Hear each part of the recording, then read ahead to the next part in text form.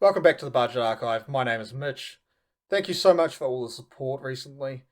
We're already above 800 subscribers. Remember, the goal is 1200 in order to get the second CSR to be given away. So make sure to share all the videos and get as many people in here as possible so we can reach that goal and actually give away that Mad Hatter CSR. Don't forget to like and subscribe and leave a comment down below in order to actually enter the giveaway. And go check out the other videos and leave the comment on them as required. Now today, we have won Tristan. This has been a highly requested video, and I do feel like this is probably the best budget deck I have built yet. Such a powerhouse, and I can't wait to see what people do with it. In our material deck, we have Spirit of Wind. Tristan Underhanded has the on-deck effect of you may put a prep counter on your champion. If you don't, you gain agility 3 and 20 turn. Majority of the time you're going to get the prep counter, because in this deck we want to generate a lot of prep and get as much prep as possible. Tristan Hide Blade. Tristan has the on-enter effect of if you have 2 or more prep counters, draw a card. And if you have 4 or more prep counters, draw another card. So this goes well with Tristan level 1, getting your prep counter off that, playing something else that gives you another prep counter. So when you go to level 2, you're then able to draw a card. A lot of the time you are going to wait, try and get to 4 prep counters first, and then level up in level 2, drawing 2 cards, replacing the 2 that you paid for it, and then being able to do a lot more stuff in your recollection step at the same time. Tristan Shadow Dancer has the on-enter effect of summon 2 on the shadow tokens and put a prep counter on it. Then has the ability of remove 2 preparation counters and change the target attack that targets Tristan to a Fantasia ally you control. So you get 2 Fantasia allies on the board, and then you're able to remove 2 prep counters to change an attack from you to one of those allies. This just allows you to get around things like a massive Genbo attack, other Shadow Strike attacks, and just anything that may kill you using an attack. Now the Omnis Shadow that is generated by Tristan Shadow Dancer is a 3-cost, 1/4 token Fantasia ally that is an Assassin Shadow and has unblockable. This unit's attacks can't be intercepted and ignores taunt. And if damage would be dealt to Omnis Shadow, prevent 3 damage. That's kind of insane. It's effectively a 1/7 because you have to do 7 damage at once in order to kill it. You can do multiple, like 4 damage attacks to it, but that's going to be a very niche situation. And Omnis Shadow may only declare attacks against units your champion has dealt combat damage to this turn. So you have to be able to attack with Tristan Shadow Dancer, deal some damage to something in order for this to then attack.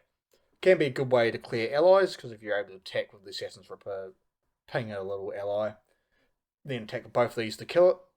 Good way to get rid of it, but it's also that if you attack your opponent, deal 3, maybe even you're slice and dicing and dealing 15 damage to your opponent with slice and dice, you're then going to get 2 extra damage off these Omnis Shadows.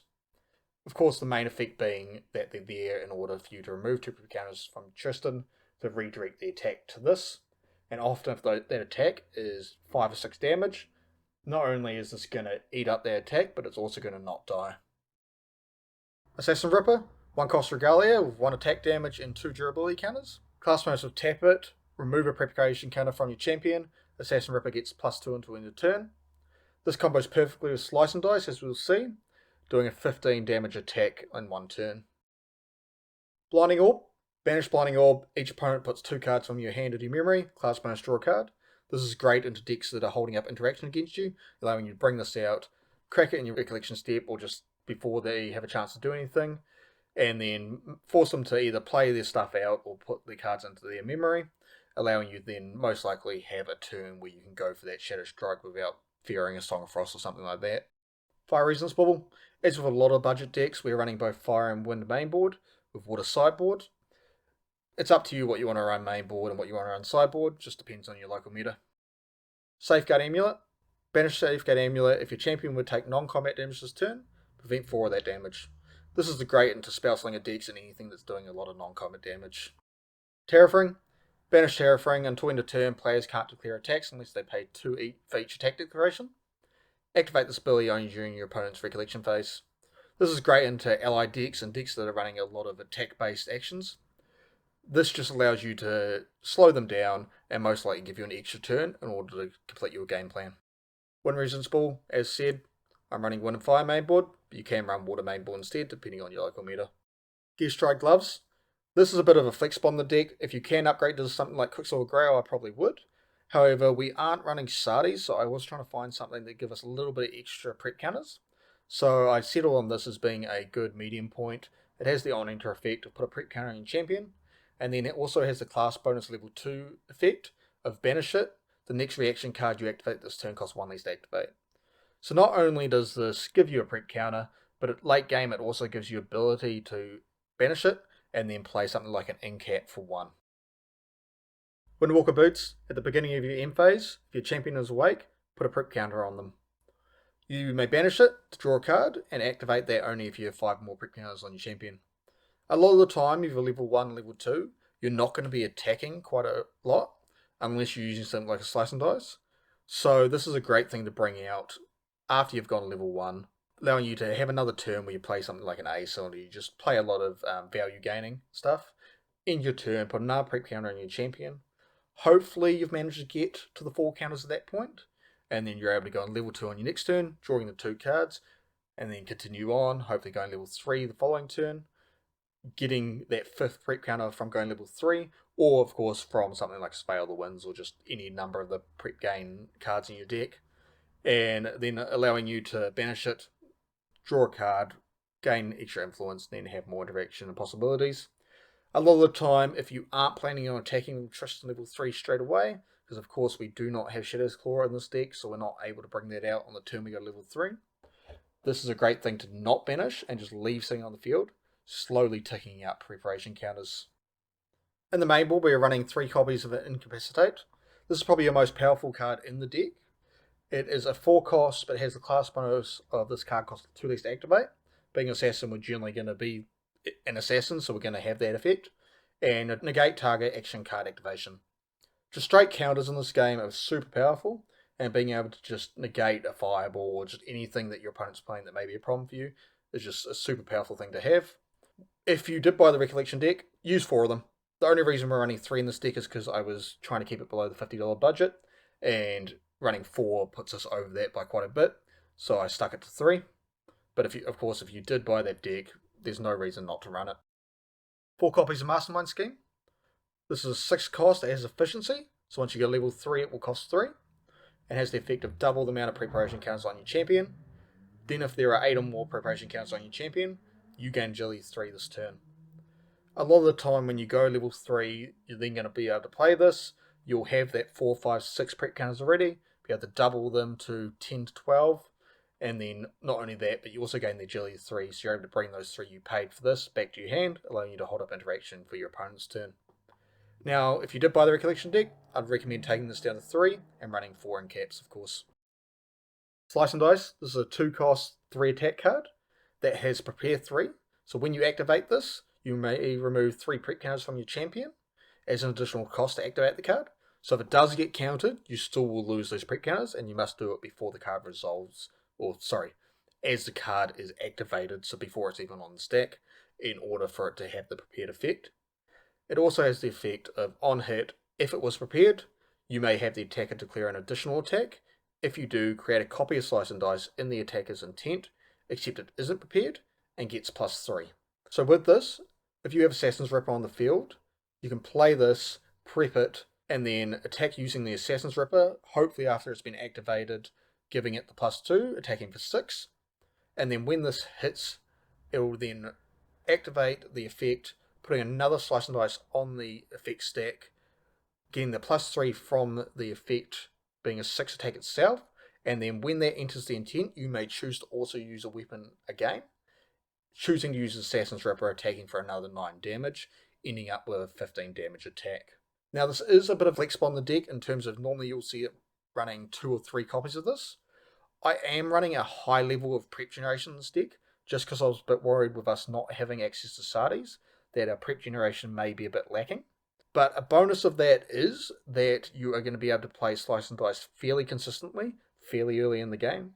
So if you think that your opponent isn't paying attention, or they've just gone hands down and you've got the prep counters available to you, you can bring out Assassin's Ripper and just go for the Slice and Dice on turn 3 or 4, catching your opponent off guard quite a lot. Swerving Spring, 2 costs, prevent the next 2 damage be dealt to target unit this turn. Put a prep counter on your champion. Now this is really one of those spots that if you've got 4 Sardis available to you, chuck them in for these. It is prevention, it's good, it's nice to be able to keep your allies alive through a couple attacks. So it's not the worst card in the deck, however, it is really just here, allowing you to put a preparation counter on your champion, as well as be able to save an Ace or something from a couple attacks. Speaking of, Ace and Protector, 4 cost 3/4 that has Intercept. On enter, return target ally you control to its owner's hand. A lot of the time, you are going to be playing something like a Windbless Lookout or Windmill Engineer, gaining the value off them, and then playing an Ace to bounce them back to your hand, giving you a 3/4 body on board. That also allows you to then replay them on your next turn, getting the value off them again. Black Market Broker is a 4 cost 2/3.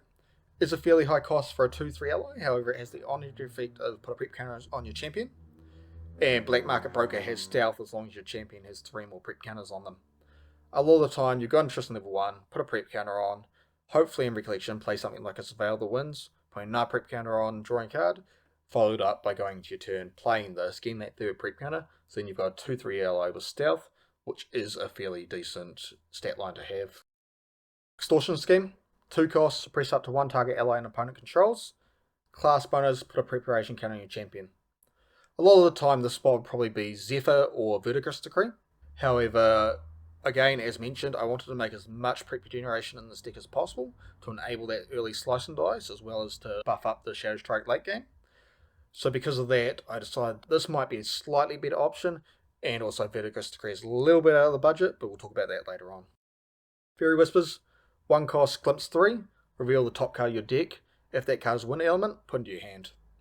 As you see, we're playing a majority of wind cards in this deck, so there's not going to be a huge amount of times where you're going to whiff on this.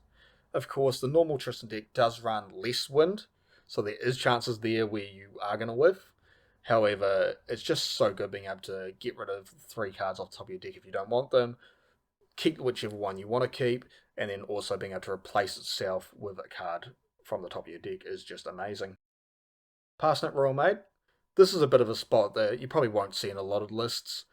I was looking at different options of what I wanted to run in the deck, and what I did find is that reoccurring filtering, as well as ways to keep your allies alive, was a little bit lacking in this one. Of course, in Real Tristan, you've got Sadi, which is your main ally, which you can just bounce itself, saving itself, replaying it, so you've constantly got allies at your disposal to attack with.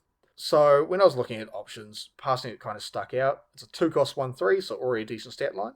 That has the tap ability of Glimpse 1, reveal the top card of your deck. When you reveal a wind element card this way, another target ally you control gains stealth until end of turn. It also has the level 2 effect of having stealth itself, so if you've already gone level 2 and you play this, you can hold up an ASIN, intercept an attack with an ASIN, and then before damage, tap this Glimpse 1, hopefully reveal a wind off the top of your deck, give it stealth, and then that attack will just fizzle because, of course, ASIN is no longer a legal target, even though the attack is already targeting it. Reclaim. Return target ally to your owner's hand, floating memory for 2. It's Reclaim. If you play GA a bit, you know what Reclaim does. It's a great little card to have. The optimum turn 1 in this deck is probably either Windmill Engineer or Windbless Lookout. Into a Reclaim, into level up, getting the prep counter, followed up by something like a Surveil the Winds. Doesn't always happen, but Reclaim's just a great card. If your ally is going to die anyway, you may as well be able to return it to your hand, get the floating memory active for you, and be able to use it. Stifling Trap. 2 cost, deal 2 damage to target ally, then negate all on-enter effects from that ally. Now, if you are taking this deck to a competitive event, like just even the locals, people are probably going to be running Dungeon Guide. This is your main interaction for when they do play Dungeon Guides, allowing you to negate the on-enter effect, stop them from being able to get that level up, giving you an extra turn, enabling you to try and go for the kill faster. It also has a class bonus effect of if it's not your turn, you may remove 2 preparation counters from your champion to activate this card from your memory without paying its reserve cost. Now, I often forget about this ability. It's, of course, not the best ability in the world because you're losing 2 prep counters, which in this deck you want to keep as much prep as you can as long as possible. However, if you want to go full down, play Windmill Engineer, play the Ace and bounce it back up and then not have anything in your hand to carry on to your opponent's turn, this can be a good trap to set if your opponent suddenly goes, okay, sweet, I'm not going to hard level up now.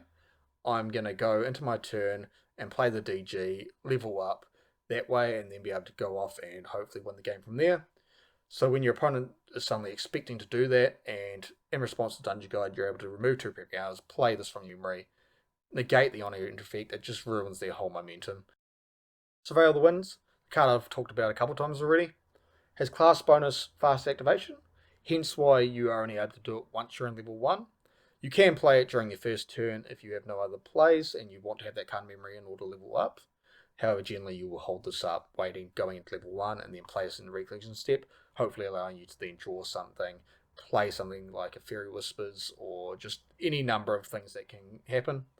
And it's just a very solid card in the deck. It is one of the most expensive cards in the deck, just because it is such a staple in Assassin win decks, and with Tristan being so heavily played at the moment, it is just one of those cards that you have to have.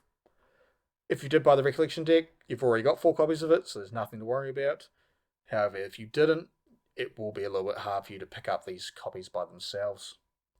It has the effect of draw a card, then put a preparation counter on your champion.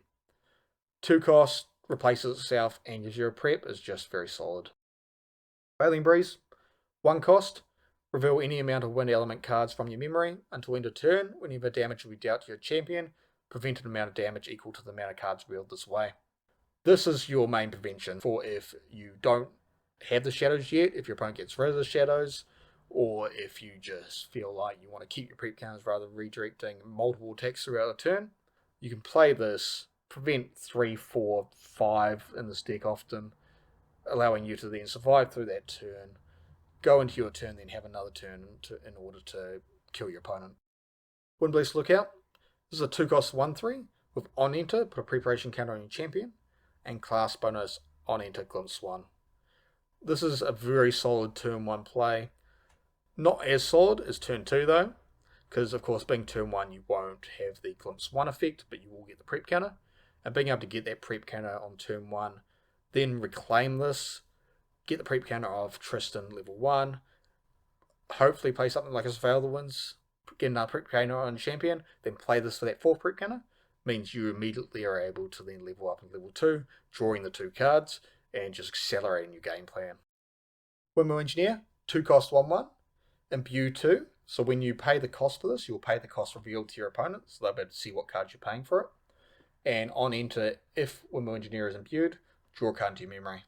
It's a 1/1 ally that replaces itself and gives you just great value. There's very little downside to this card. If your opponent does kill it, they killed an ally, you haven't lost any cards, and you've got stuff in your memory in order for you to level up or to do other stuff with.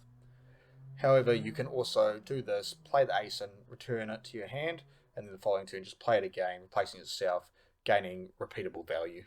On top of that, this is probably your best turn 1 play, being that it replaces itself and then you're able to reclaim it, getting the floating memory to then level up so you don't lose anything in your memory at all. You've got this in your hand as well as replaced it itself in your memory. So not only have you gone to level 1, but you've effectively lost no cards. Penumbral Waltz. You don't see this in a lot of Tristan decks these days. However, with the amount of prep counter generation I have in this deck, I figured it would probably be a good include for the deck. It has the effect of, as an additional cost to activate this card, remove X prep counters from your champion, prevent the next X plus 3 damage to be dealt to your champion this turn. If X is 3 or greater, summon 2 Ominous Shadow tokens. So, not only can you just remove a bunch of prep counters to save yourself from a massive fireball or something, but if you remove enough prep counters, you're also generating another 2 Ominous Shadow tokens, along with the 2 you've already generated. And of course, they can attack your opponent once you have done damage to them with your champion. So, just having an extra 4 damage every turn is just insanely powerful. And if you are able to get a hold of a Shadow's Claw, they then become 2 attack allies, and that is just insane. Shadow Strike. This is your main kill in the deck. It's a 2 cost 4 attack card that has Prepare X, where X can't be 0, and Shadow Strike gets plus X, where X is the amount that you prepared. If Shadow Strike was prepared, it has unblockable on class bonus. Of course, there's other Umbra champions out there that aren't Assassin, so this is mainly there to stop you from being able to get a prep counter on a different champion, and then be able to Shadow Strike with it being unblockable, and that would just be a little bit too broken for those decks. However, you can still use this in those decks, it's just not as powerful. But in Tristan, this is insane. This is your main kill, of course. It's what you're going to be building up throughout the game, trying to get as much prep counters as possible. Wait for a situation where your opponent has no interaction, or you know you're able to stop the interaction with an incap, and then prep this for 10, 11, 12, going for the massive 16 to 20 damage, depending on if you've got Assassin's Ripper or what you've got out. And this is generally going to end the game if it hits. Be careful with this though. Tristan relies heavily on the prep counters. If you lose all your prep counters, there is a good chance you may just lose the game. So because of that, make sure your opponent has no to very little interaction, or that you are going to be able to get the attack through the interaction. It's not worth going for a Shadow Strike when your opponent is holding up 8 cards, because there's most likely going to be something they're going to do to stop it, resulting in you just having no prep counters left. In our sideboard, we're running Mercenary's Blade. It's a 0 cost, 1 attack, 1 durability weapon. Has class bonus, you may remove a preparation counter from your champion to activate this card from your material deck. So effectively, during your main phase, when the stack is empty, you can remove a prep counter from your champion to activate this from your material deck, bring it out onto the field, and then attack your opponent for 1, and then also attack your shadows. Or if you think your opponent may have something like a Resolute Stand, and you need possibly even just 1 or 2 damage in order to kill them over a Resolute, you can bring this out, use this in conjunction with a Slice and Dice, meaning that you're going to be doing 4 damage to your opponent, getting over, and then also getting that second attack from the on-hit from Slice and Dice, dealing extra over the top of it again. We're also running Viridian Protective Trinket. It's a 0 cost during your opponent's turn. Water element cards your opponent activate costs 2 more to activate. This is a great thing to have against pretty much any water deck. Your biggest enemy against them is going to be something like a Song of Frost that will just stop your Shadow Strike attack straight out. So if you can catch them off guard, especially in game 2, by waiting for them to have 3 or 4 cards in hand, bring this out, and then be able to go for the Shadow Strike, knowing that they're not going to be able to have the cards to actually pay for the Song of Frost. You do have to keep in mind, against Tamer decks, they do have that class bonus to banish the Flowing Memory from their graveyard in order to actually play it for free. That's just a niche little situation, but a lot of the time against water decks, you're going to be able to bring this out and then win the game from there. Water Resonance Ball. Of course, we're running Fire and Wind main. Up to you which way you want to run it. 3 copies of Resolute Stand. A lot of Tristans don't run Resolute just because you've got the Tristan Shadow Dancer effect, as well as you've got your own allies to clear all your opponent's allies. However, I do feel a lot of decks in the meta at the moment do beat Tristan through attack damage, just with allies just playing a ton of allies and attacking a lot, especially something like suited allies. So Resolute's a great thing to be able to bring in order to just survive through a turn without having to worry about getting rid of your prep counters. Gate Essence, 2 cost, slow speed. Destroy target Fantasia with Floating Memory. There's a lot of decks in the meta at the moment that are running Fantasias. So Tristan's Ominous Shadows are Fantasias as well. So this gets rid of them if you're up against another Tristan. However, there's a lot of fractals. There's the Fire Dieshell deck that relies heavily on its Fantasia in order to win the game. So there's enough in the meta that warrants us running this in the sideboard. Again, as mentioned earlier, something like Vertigus Decree would probably be a better option. I just couldn't fit into the budget for this deck. Moving into the upgrades for this deck, there is a lot you can upgrade with the deck, and everybody builds the deck slightly different, but these are the best options I've chosen that are ways that you can move forward with how the deck is currently built. Tristan Shadow Reaver has the effect of Tristan can level up into champions at the same base level when she does draw 2 cards. So effectively how this works is you can level into her first, and then level into the other level 3 Tristan, not only drawing 2 cards, but then also getting this Tristan's effect, and then also getting the Ominous Shadows and having the continuous effect of the other one. This one's on enter is banish the top 4 cards of target opponent's deck face down. As long as they're banished, you may play those cards. Ignore their elemental requirements. So effectively with this, you can go, I play a Ghost of Pendragon, I play a Fireball. You can play anything that your opponent has in their deck, and a lot of the time, it is just going to be value for you. They act as if they're another card in your hand that you're able to play. Of course, you can't use them to pay costs, but it's just so versatile. And on top of that, you can also get rid of your opponent's stuff that they may be wanting to have, especially if they've just glimpsed the top of their deck or stacked it in a certain way against something like Rye. We then have Quicksilver Grail. You can have Quicksilver Grail or Grand Crusader's Ring. However, in Tristan, I just feel like Quicksilver Grail is a little bit better because you're able to put something like the Assassin's Ripper underneath it, and then move into your turn, play something, and control exactly what you're going to banish for the Assassin's Ripper, as well as that you're able to actually catch your opponent off guard a little time. If they have something like a Tower of Ring and they choose not to use it because you didn't bring out Assassin's Ripper, then cracking Quicksilver Grail in your main phase, bringing out the Assassin's Ripper can just win you the game. Backup Charger.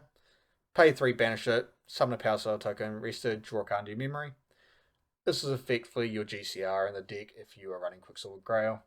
You don't have to run it, it's just a nice thing to have that if you are playing competitively a little bit, you've most likely picked up a backup charger at the moment. It is fairly cheap when we're talking about expensive cards, being I think it's about $17, $18 at the moment.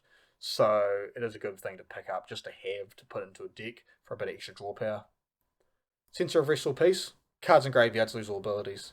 Now in this deck you are running 4 floating memory total, with 3 in the sideboard of course, but a lot of the time you don't really care about your floating memory as much, and if you do, it's only on your first turn generally. So being able to go into Tristan level 1, do your stuff, then bring this out against a lot of water decks that are running a lot of floating memory, or even the fire decks that are running the liminal guides and such, this can turn those off, making it be a massive swing in game momentum towards you. We then have Shadow's Claw, probably the most impactful card that you can add to this deck. If you are planning on playing Tristan, especially on a competitive level, buy a Shadow's Claw. I believe they're actually about $30 at the moment, so bloody cheap compared to what they were. I believe they were about $80 each at one point. And it's just, as you'll see, a just staple of all Tristan decks. Has the effect of, as long as you have 4 or more prep counters on your champion, you may activate this card from your material deck. So not only is it a 0-cost weapon that allows you to do other stuff, as you'll see, but also go into level 3 Tristan, get most likely your 5th, 6th prep counter, and then bring this out during your main phase, allowing you to attack instantly with it. It also has the Tristan bonus. Fantasia allies you control can attack using Shadow's Claw. When they do, put a durability counter on Shadow's Claw. So effectively, you are going to be able to bring this out, attack for 1, deal 1 damage to your opponent, and then both your shadows are going to be able to attack with this, dealing 4 damage to your opponent total.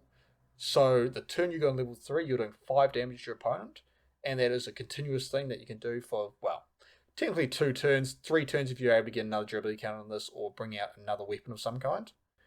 But it's just insane how powerful this can be, making all your Fantasia allies be 2 attack allies.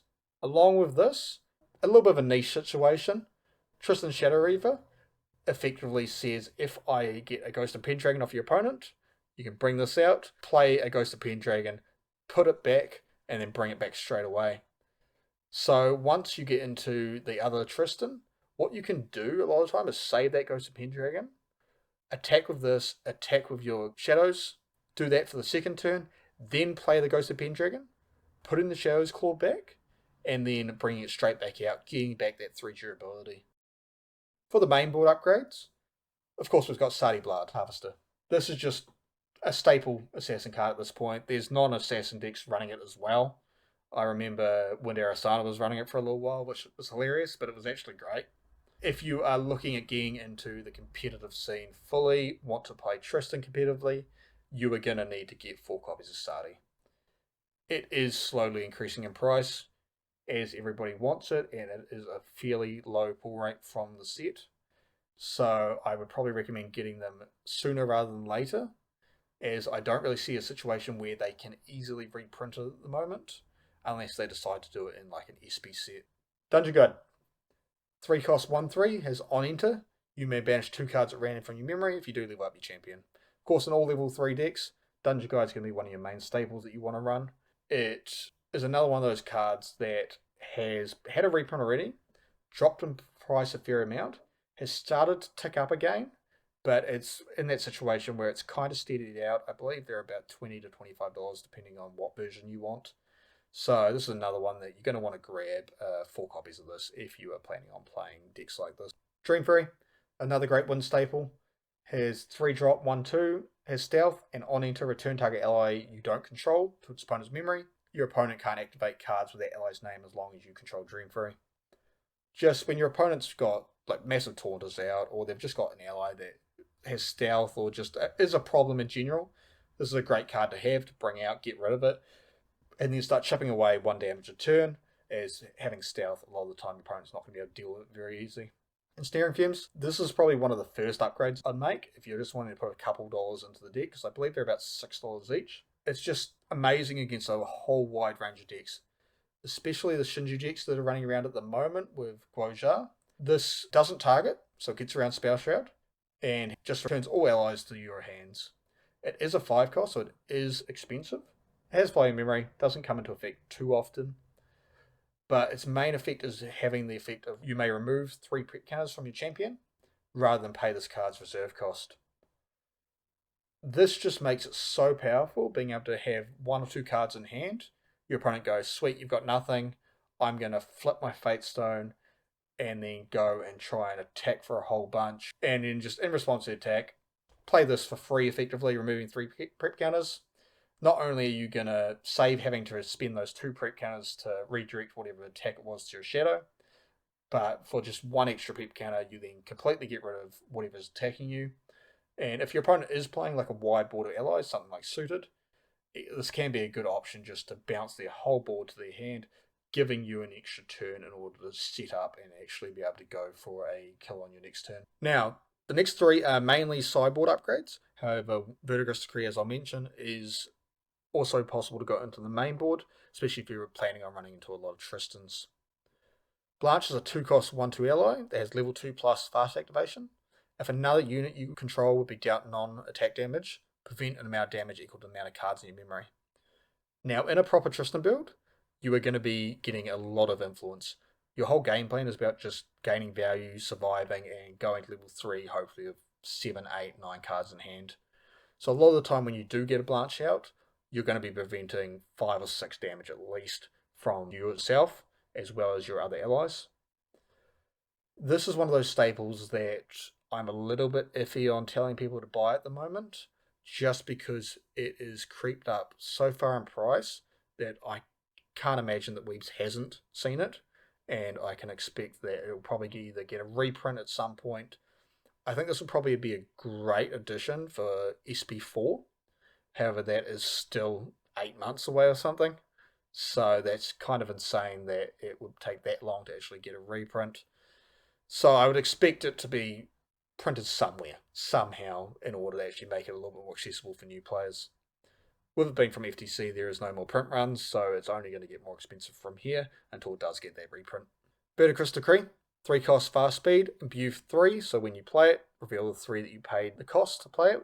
Choose 1, if it is imbued, choose 2 instead. Has suppress up to 1 target ally, up to 1 target ally gets +2 until end turn, and destroy up 1 target Fantasia. So with this, when you're versing other Tristans, the shadows are both an ally and a Fantasia. So if you are able to imbue a Vertigo Decree after their shadows are resolved, especially if they've just gone to level 3, brought them out, have nothing in hand, or they've played stuff during their recollection step to try and get as much value as possible, you can then respond to the recollection step, play this imbued, get rid of both them Fantasias, and suddenly Tristan is wide open for you to do your own massive attack on their next turn, because they've got nothing to redirect the attack to. And then finally, Crystallized Destiny. 3 cost fast activation. We ignore the top line. You're not playing Fate Stones in this deck. This very rarely comes into effect unless you're actually running Guoja. The next time damage will be dealt to your champion this turn. Prevent that damage.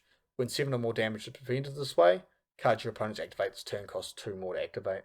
So with this, a lot of the time people are going to be running Tristan, Merlin, even the what wasn't Soul but is now just Crux Lorraine, doing just massive attacks or just massive spell damage.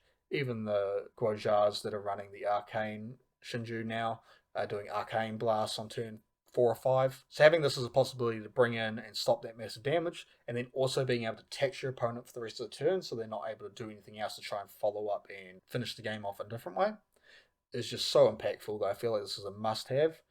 This is one of those rares where it is starting to creep up in price. I believe it was about $6 last I checked, but it could be even higher now. It's only just been released, really, in Abyssal Haven. So I don't know if it will get a reprint anytime soon. But again, this is one of those prime cards, like Flame Sweep was a few months ago, where I could see it getting reprinted into an SP set. Before we move into the price breakdown, I'd just like to remind everyone to like and subscribe and comment down below to enter the CSR giveaway. And go check out the other videos that also have the CSR giveaway active on them. It'd be great to get as many people in as possible to continue to grow the channel and just make this as big as we can. Now to the price breakdown. We have Material Deck coming in at $6.31. Main Deck coming in at $41.69. With a lot of that cost being the Incaps, the Asins, and the Surveil the Winds. A lot of that, well, pretty much all of them except for the Asin, are in the Recollection Deck. So if you did buy the Recollection Deck, this suddenly becomes a lot cheaper of an upgrade. And then we have the Sideboard at $1.10. So altogether, that brings us to a total of $49.10. As I said, I did want to try keep this as below the $50 mark, try keep it as cheap as possible. I could have built this deck as a $30 deck. It wouldn't have had Incaps, it probably wouldn't have Asins. Might have had Surveils still, but it just would have been a very clunky, not great deck. Whereas I feel that this version of the deck is actually very solid and can win games. As mentioned, Dungeon Guides, Quicksilver Growl, Shadow's Claw, pretty much every card mentioned is an amazing upgrade for this deck. However, you do not need them in order to win games with this. And because of that, I think this is probably the best budget deck I've made so far. Thank you for watching. Don't forget to like and subscribe. And once again, thank you for all the support. It's been amazing. I can't wait to see what continues on into the future. Until next time, stay safe.